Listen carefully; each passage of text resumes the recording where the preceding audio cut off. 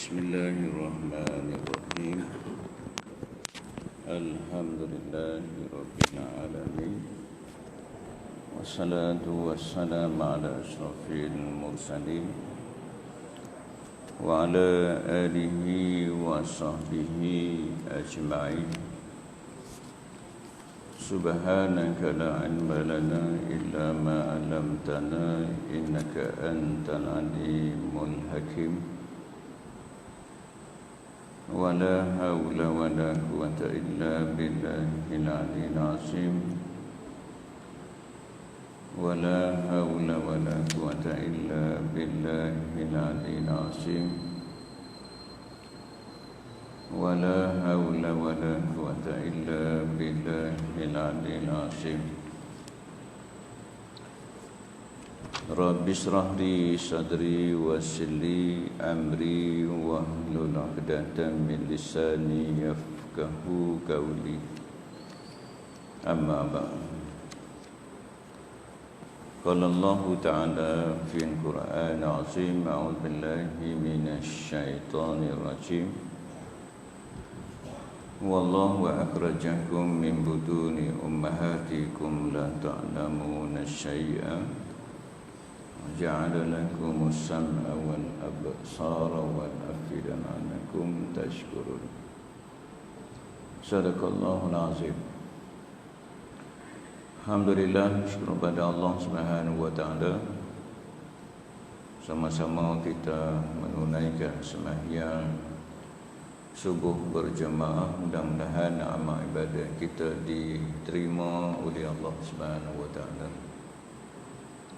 Bersyukur juga kepada Allah Subhanahu wa taala kerana masih lagi dipanjangkan usia kita. Mudah-mudahan dengan panjangnya usia kita dapat sama-sama kita meningkatkan ketakwaan kita kepada Allah, iaitu kita menjunjung segala perintah Allah dan kita meninggalkan segala larangan Allah Subhanahu wa ta'ala. Bersyukur juga kepada Allah Subhanahu wa ta'ala kerana memilih kita pada pagi ini untuk duduk dalam majlis ilmu.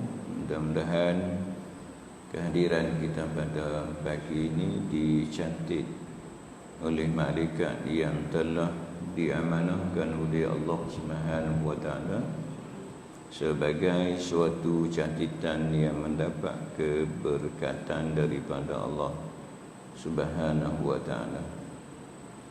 InsyaAllah pagi ini kita sambung pengajian kita dalam kitab Fiqh Manhaji jilid yang pertama, iaitu kitab Fiqh Mazhab Imam Syafi'i.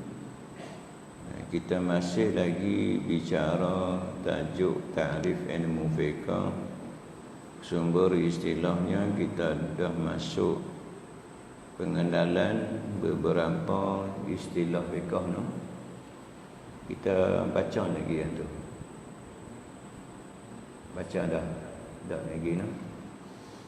Kita masuk pada tajuk baru, pengenalan beberapa istilah fiqh yang mesti kita kena tahulah.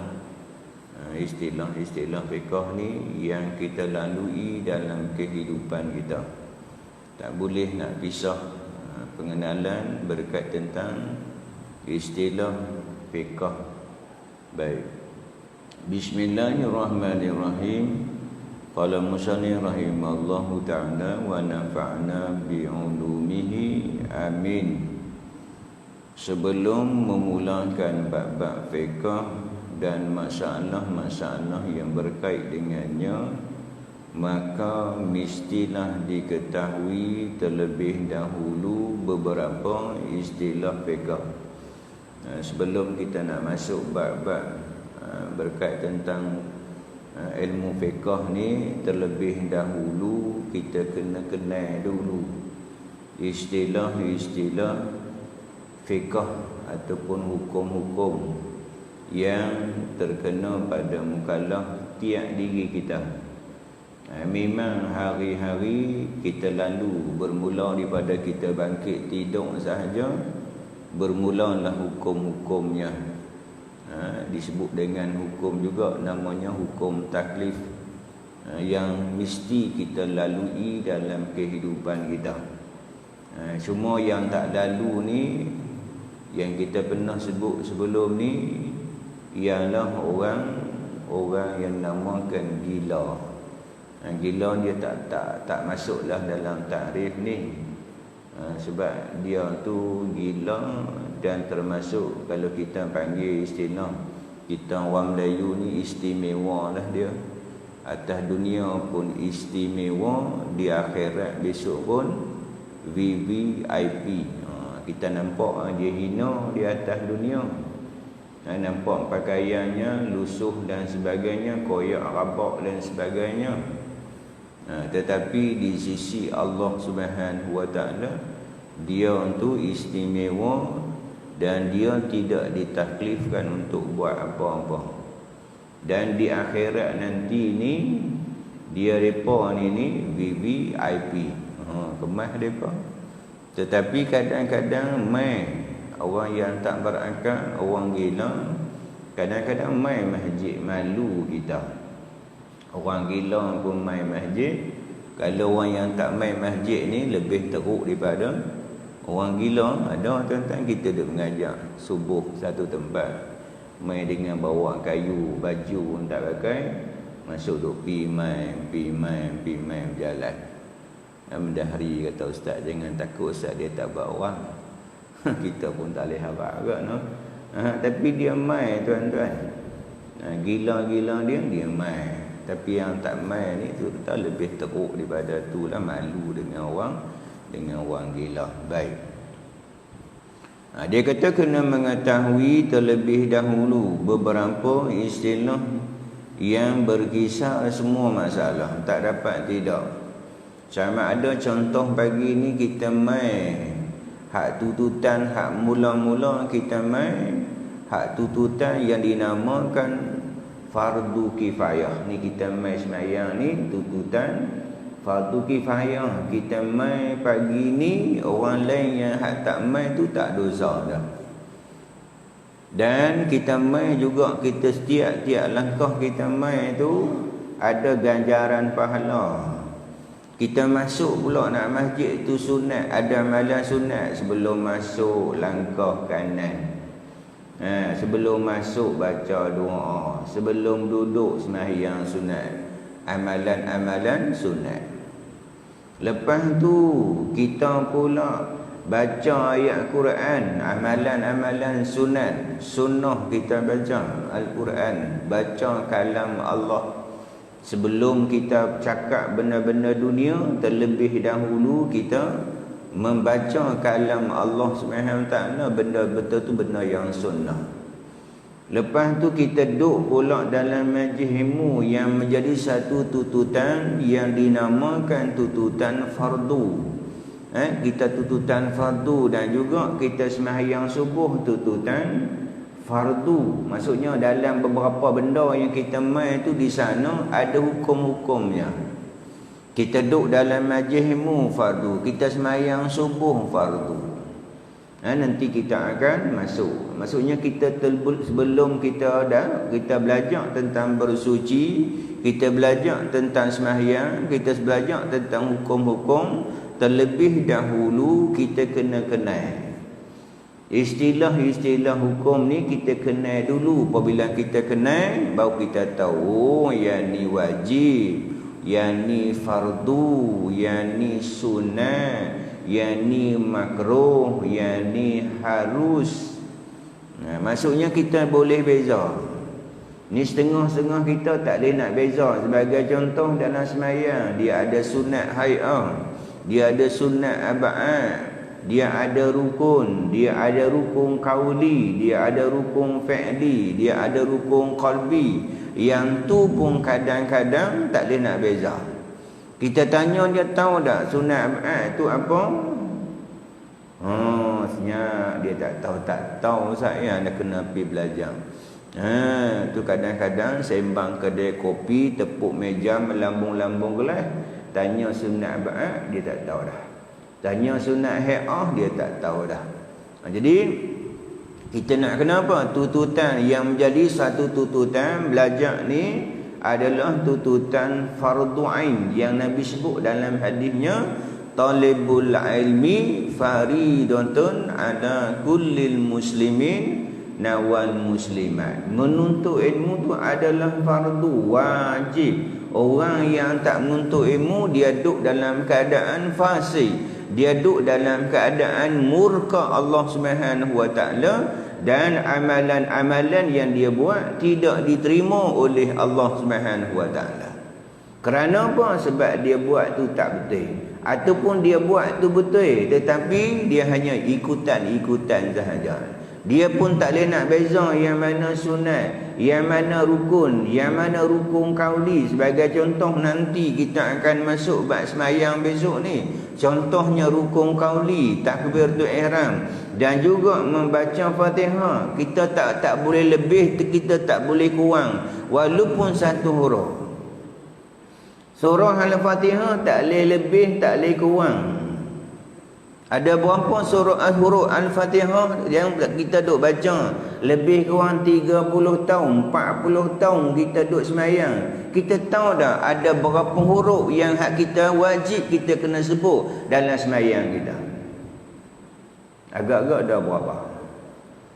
143, tak boleh lebih, tak boleh kurang. 143 tak boleh lebih dan tak boleh kurang. Lebih batal semayang, kurang batal semayang. Sebagai contoh, kita main semayang, kita dengar imam jadi imam, imam baca Bismillahirrahmanirrahim. Dengar sedap apa? Dengar sedap. Ui, Allah Allah, sedapnya. Tapi satu huruf tertinggal. Ba dia tak baca. Tahu Bismillahirrahmanirrahim. Lepas semayang kita tanya, nak tanya ni, tanya tadi dengar macam ba tak sebut tadi. Dia kata memanglah tak sebut, satu huruf tak sebut. Saya sebut 18 huruf. Bismillah tu ada 19 huruf. Saya baca 18 huruf. Takkan Allah nak kira kot satu huruf? Takkan Allah nak kira kot satu huruf tak baca, 18 baca? Kira tuan-tuan, walaupun satu huruf. Begitu juga hak-haknya. Contohnya kalau Bismillahirrahmanirrahim, di sana tu ada tiga disebut dengan kena tasyahud. Tasyahud. Bismillahirrahmanirrahim. Nanti kita sampai tajuk tu. Tak, saya sampai tajuk tu esok ni, saya tak suruhlah tuan-tuan baca. Saya baca, kita pakai baca-baca sama-sama. Kalau suruh baca seorang-seorang pakai tak main no. Tak main dah. Macam cerita sini lah, pagi-pagi suruh Tok Imam tukar. Tok Imam kata minggu esok dia ni baca. Hat tak main dah.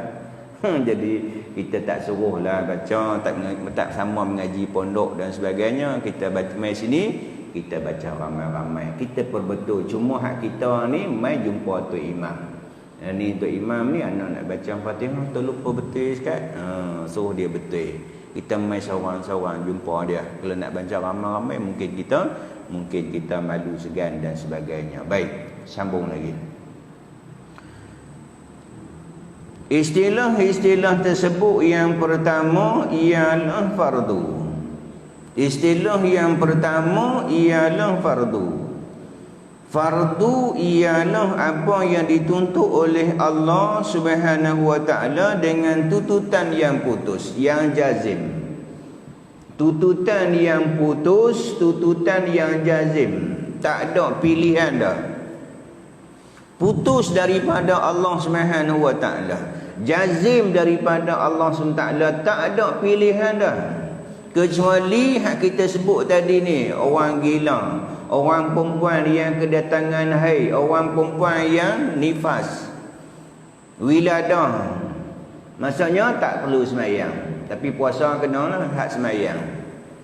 Kita pun sama no, tak mau semayang, tengah-tengah malam minta ya Allah jadi gila ya Allah. Mau tak? Tak mau no, kita tak mau gila. Ya Allah jadi orang perempuan boleh gak cuti-cuti mau orang lelaki jadi perempuan. Tak mau Zaid. Baru tahu depa tu pengorbanan orang perempuan tuan-tuan, sanggup koyak rabakkan kulit untuk nak melahirkan anak kita. Kita tuan-tuan cuba try tengok, dah cuba try lagi ambil bata ikat di perut tu, mai masjid. Ikat bata di perut tu boleh tak? Bata tu per kilo tak sampai sekilo lah kot, bata kecil tu, buah 2 ketir kan. Cuba tengok masuk jambang pun ikat bata, mai semayang pun ikat bata, boleh tak agak-agak? Tu pengorbanan orang perempuan. Yang mereka buat sikit sahaja, Nabi kata dibuka 8 pintu syurga untuk dia, pilihlah pintu syurga mana yang dia nak masuk. Orang lelaki banyak tugasan dia. Orang perempuan Nabi kata buat 4 benda sahaja, dibuka 8 pintu syurga untuk dia, pilihlah pintu syurga mana yang dia nak masuk. Yang pertama, orang perempuan jaga sembahyang.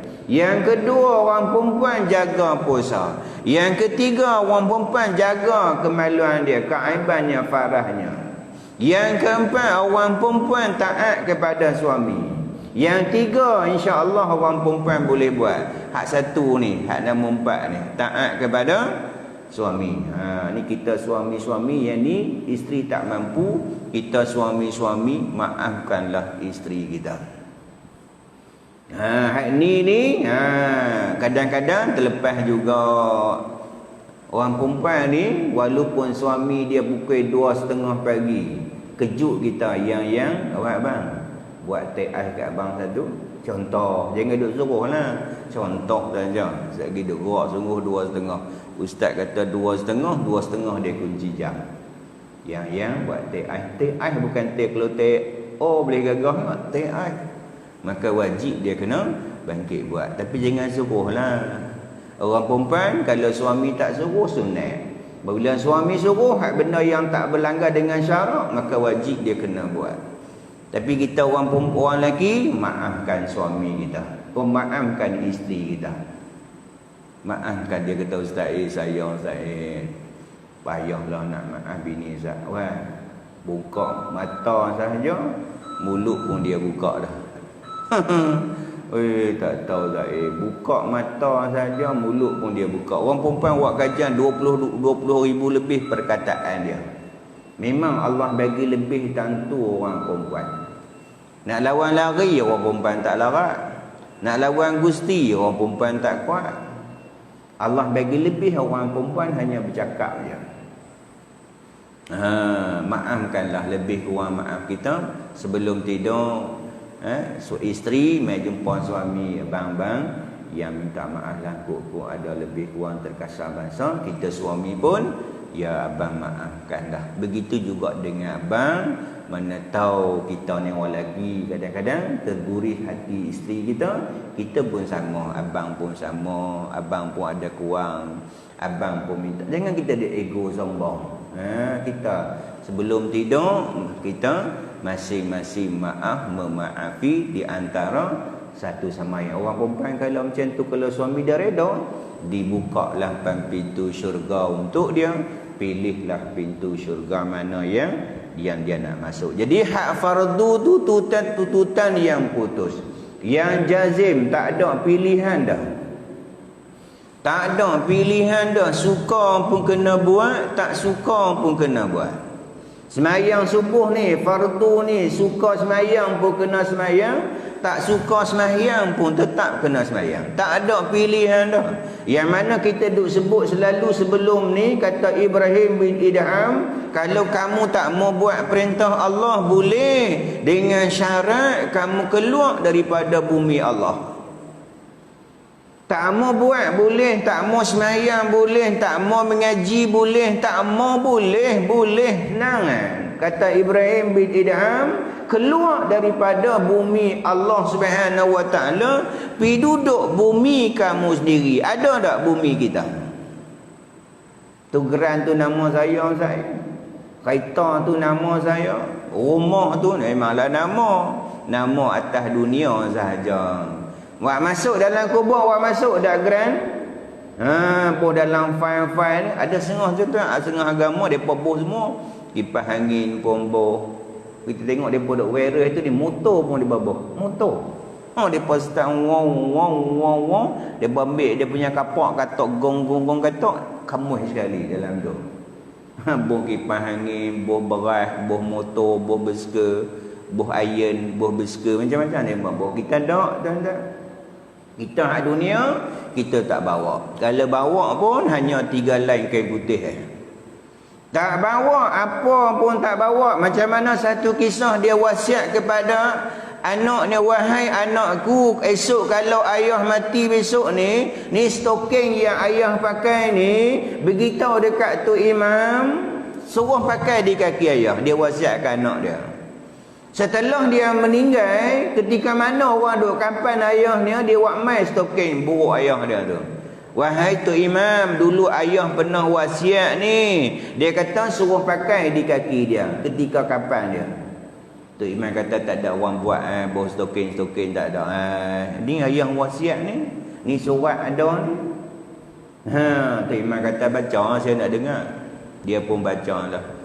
Wahai anakku, sekarang ini kamu sedang bergaduh dengan tu imam disebabkan stoking buruk ayah. Wahai anakku, bayangkan stoking buruk pun ayah tak bawa.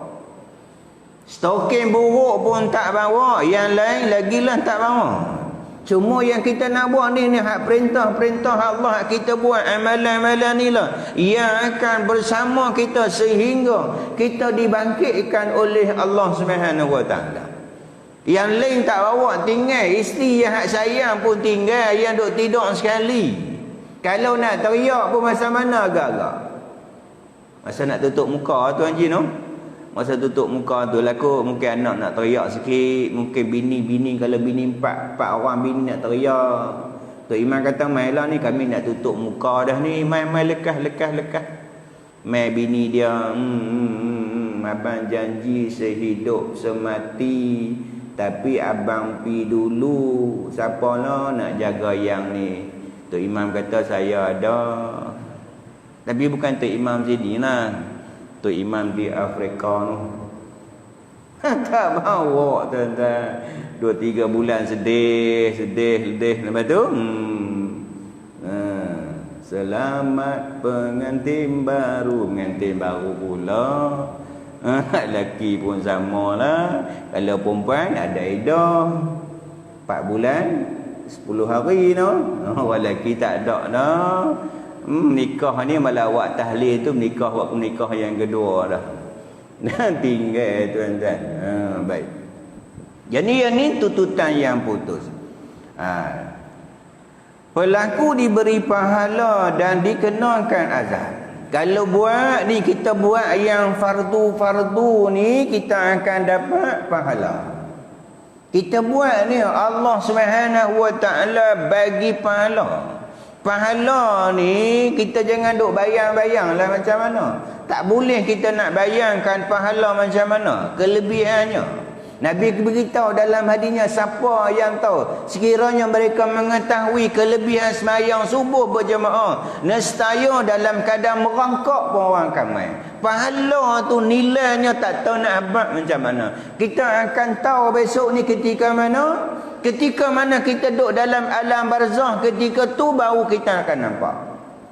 Baru kita akan tahu ketika tu mereka minta kepada Allah. Allah kita selalu duk baca surah Alif Lam Mim Sajadah ayat 12. Allah sebut, A'udzubillahi minasyaitonirrajim. Walau tara izil mujrimuna nakisu ru'usihim inda rabbihim rabbana absarna wa sami'na farja'na na'mal salihan inna muqinun.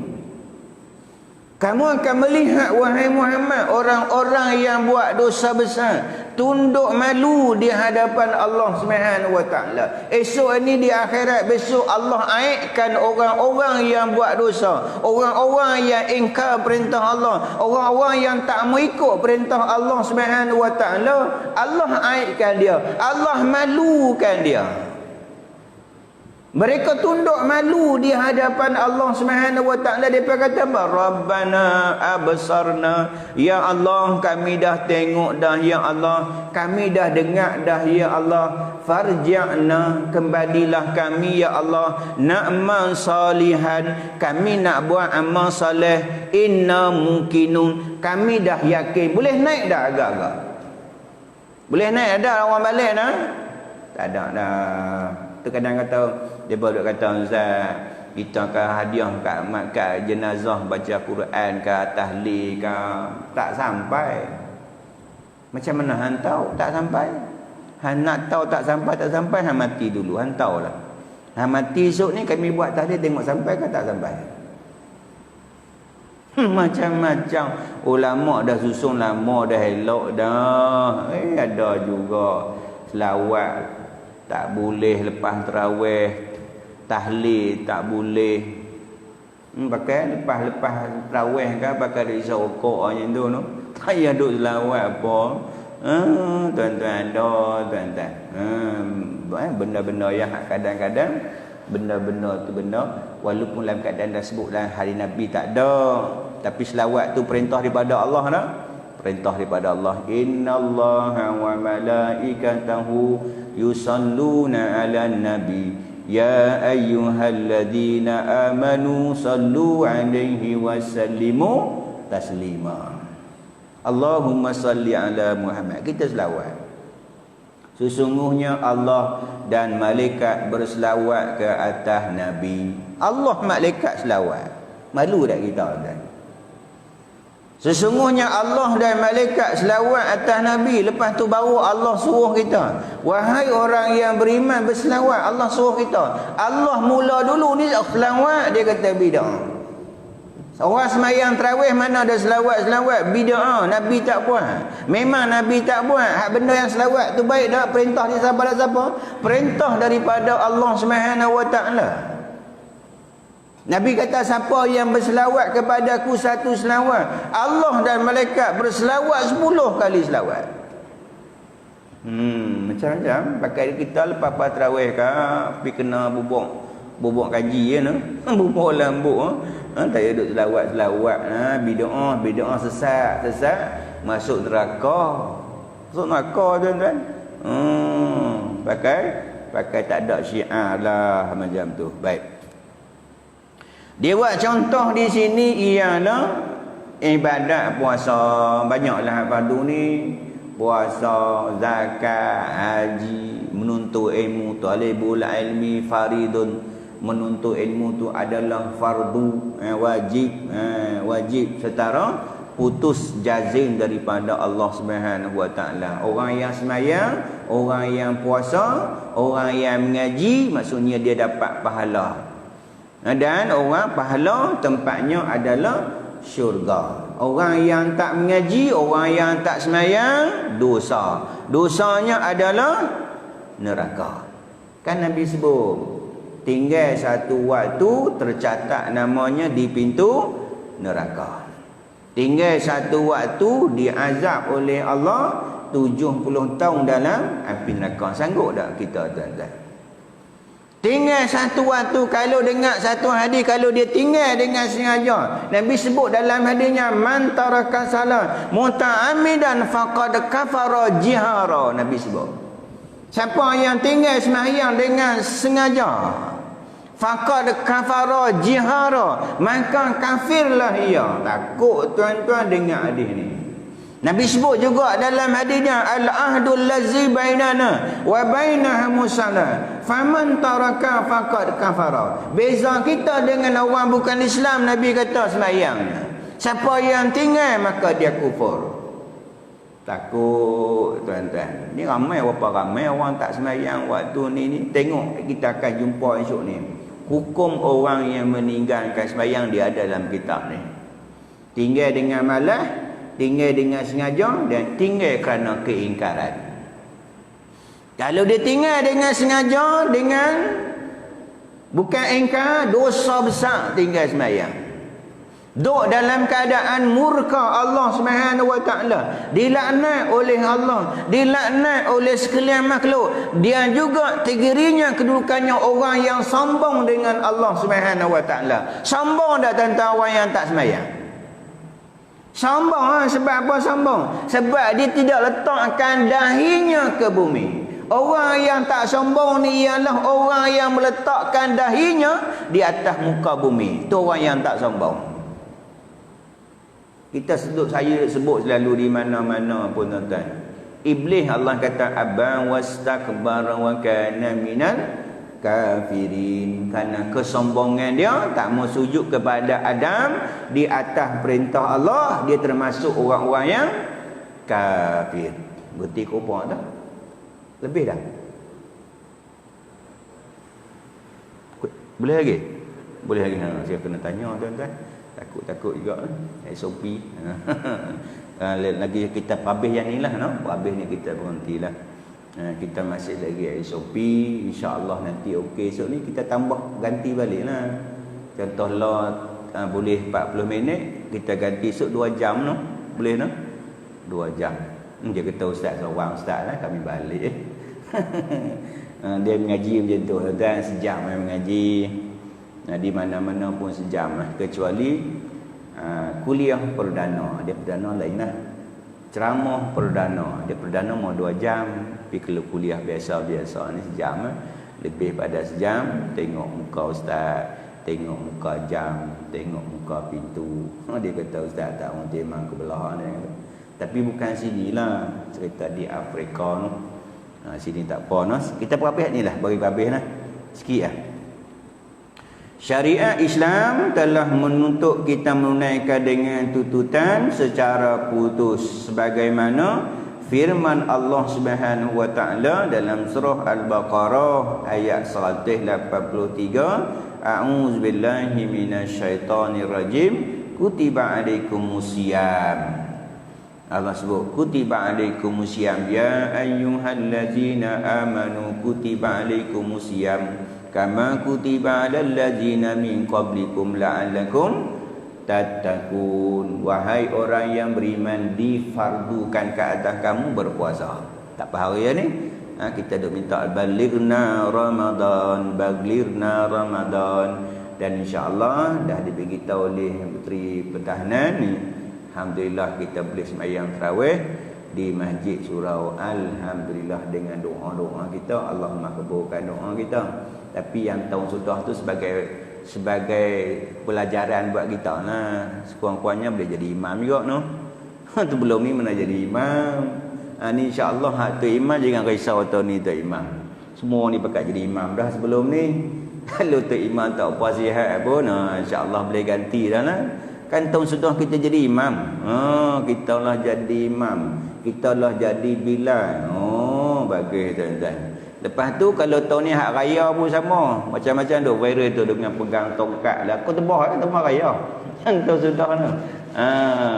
Pengalaman juga tuan-tuan. Kalau tidak kan kita jadi makmum. Tapi dia kata ustaz, suami saya sebulan imam. Kul wallah inna a'taina.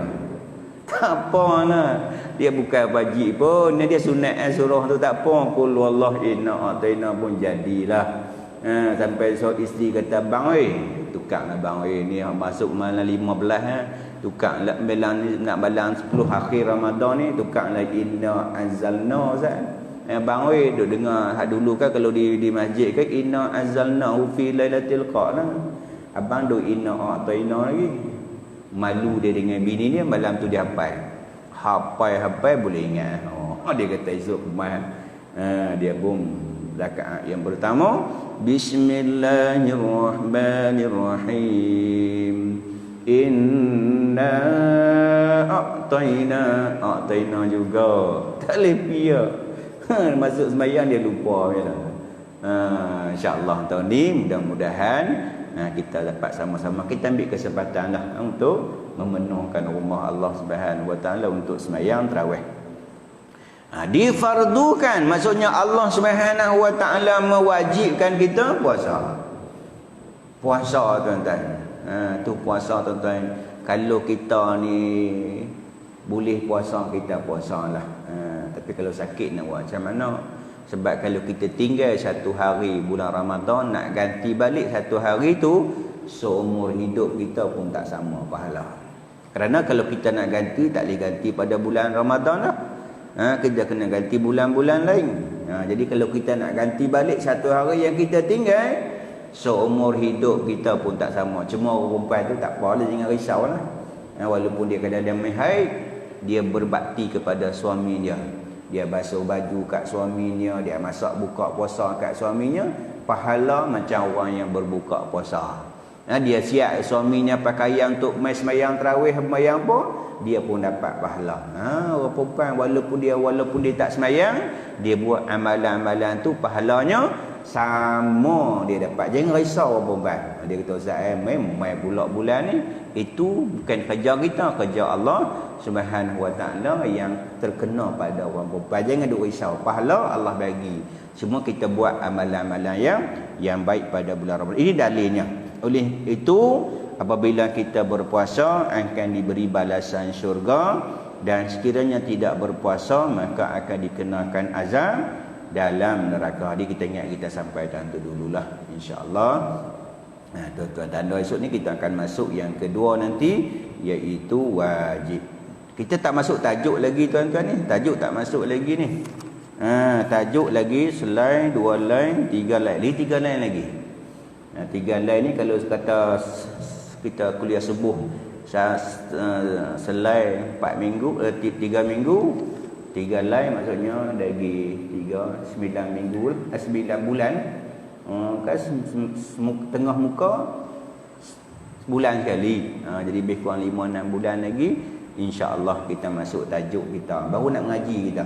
Sebelum ni kita sebagai mukadimah aja. Mukadimah kita nak masuk pengertian tentang tajuk yang kita nak mengaji. 2 tajuk sahaja, iaitu bersuci dan juga sembahyang, insya-Allah. Mudah-mudahan. Jadi marilah sama-sama kita tangguh kuliah kita pada pagi ini dengan tasbih kifarah dan surah subhanakallah wa bihamdika asyhadu an la ilaha illa anta wa astaghfiruka wa atubu ilaik.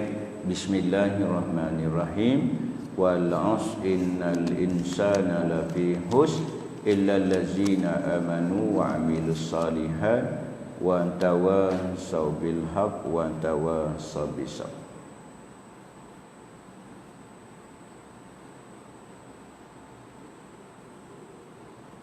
Bismillahirrahmanirrahim. Alhamdulillahirabbil alamin.